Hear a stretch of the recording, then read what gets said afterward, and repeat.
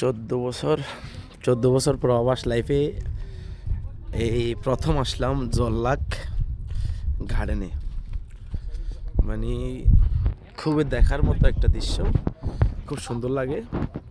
আমার একটা বন্ধু কুমিল্লার শহীদ, আর একটা বন্ধু কুমিল্লার বড় ভাই নাজমুল ভাই এদিকে তাকান একটু।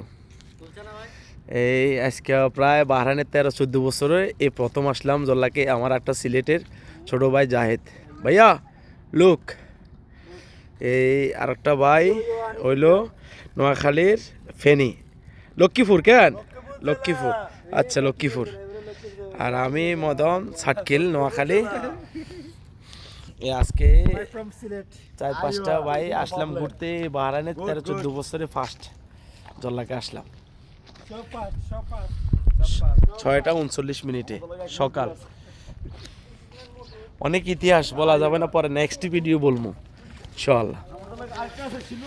আমরা এমন এক মানুষ আসলাম, সবাই কিন্তু